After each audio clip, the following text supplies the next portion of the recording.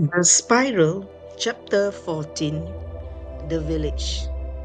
The cart bearer and the light bearer soon parted ways. Drawing close to the village, the light bearer saw her on the hillside. As much as he wanted to pour his heart out to her, he hesitated as he heard the life of the seeds stirring within him. They were stirrings greater than his feelings for her, however passionate. As he neared the gate, a pack of wolves rushed down the slope and blocked his path. They circled him ever nearer and nearer. A big one stood out with its back hair rising. Its fangs and saliva glistened in the morning light, but it stood away from the pack to observe the light bearer. A stillness pierced the morning air. Time stood still for both the light bearer and the wolves. It came as a stillness within him, and then it grew and grew. The pack moved back but kept pacing, though more slowly, around him. The big one stood still with his ears perked up. The stillness bore a sound that the big one had heard before, and it knew it had been defeated before by it. Then it turned its back with its tail hung down. The others followed suit and were gone in a moment. The light bearer knew the power of the seeds. He could not fully fathom the positioning that just took place before him, but he knew an alignment had been made. At the gate, he requested for permission to speak with Elder Toru, but his eyes also strayed to the house where she lived. The herders pointed out to him the house of the elder. They were puzzled by his request, as he was not one of them. Strangers had often wandered into their village to seek out relatives of sorts. It was their custom not to turn away a stranger, for they realized too they were also wayfarers. Yet, strangely, they could not put away the nudges of their heart that he was also like them. Before they could ask him further his origins, they saw him at the front door of the elder's house. At the doorstep, the light bearer paused and listened.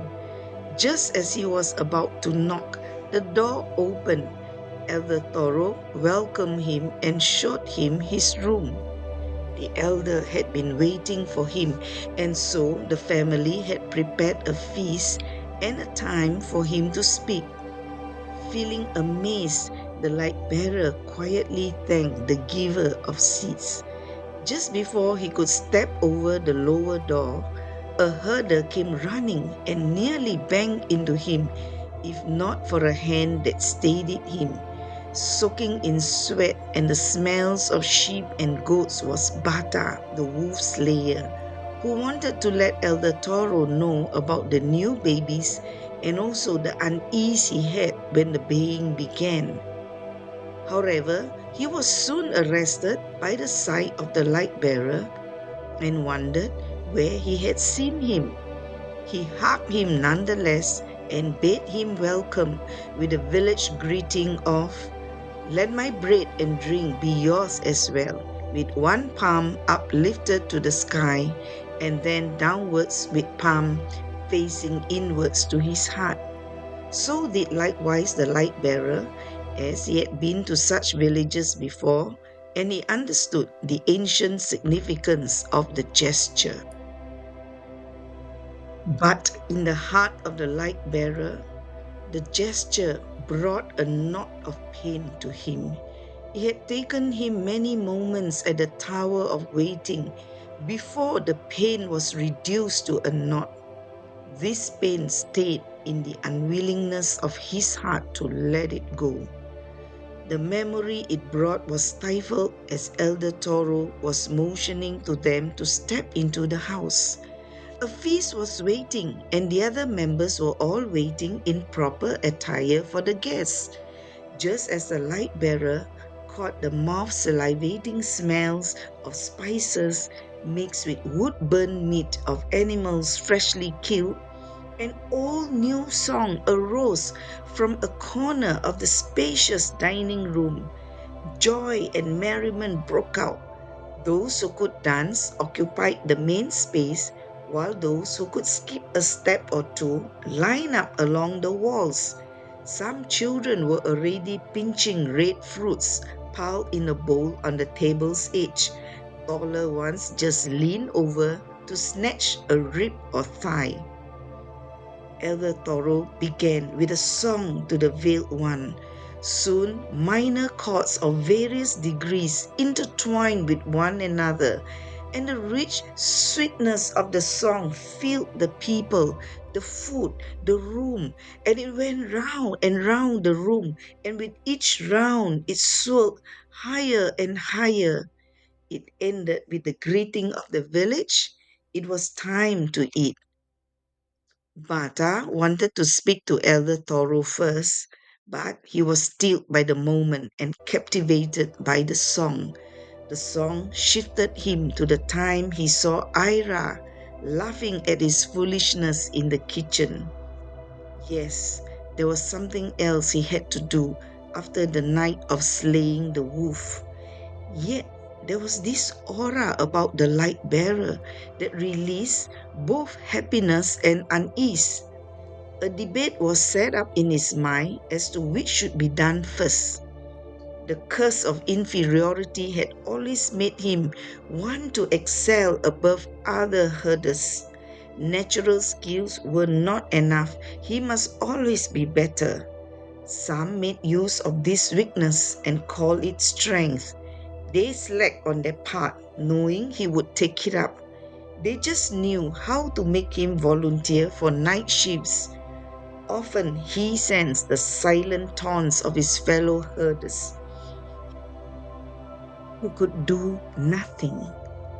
The inner courtroom was broken into by the voice of Elder Toro. In the attire of an elder, he told the rest of their wait for this guest. The wolves had become even fiercer than before. In another village, a child was missing. A search and rescue only came up with bloodied clothes. The hunter brought in to kill the wolves left as he could not track them down. One obvious thing noted was the look of fear on his face as he left without taking any pay. When the hunter came at their invitation, their first impression of him was of a man who had fought mightily with great beasts. Along the brim of his deerskin hat were the teeth of animals sewn with bright thread. Some of the village women brought him delicacies and sweet meat. Men too loved to swagger along the paths with him. Their voices carried far into the night with tales real and embellished. Young ones peered behind legs at the new excitement. Older boys took their place in the circle and refused to budge. He took his place at center stage.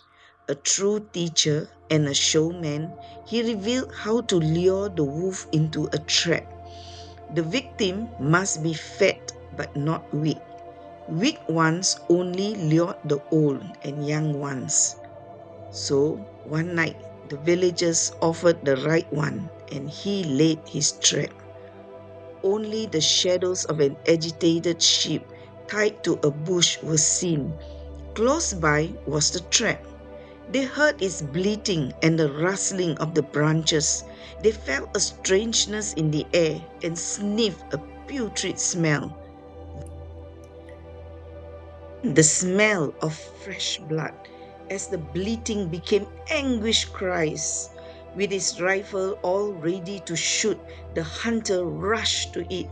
He motioned to the others to keep way back.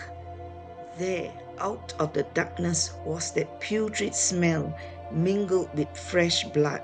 He gagged at it, but his finger was steady on the trigger to pull it back. His instinct, however, forced him to swerve sideways with both hands on the rifle to ward off something, and in that instant, a black shape slipped past him. It left a lingering fear which stunned his senses. The man behind moved forward and pulled him up. A silence created out of a fear that subordinated them sent them back to the village. The rest asked nothing when they saw the faces of the man and the hunter. Before he left, he gave them a card with a picture of a man who wore the tiny emblem of the sun on its jacket. All around the rays of the sun were little seeds. His gesture told them who to look for.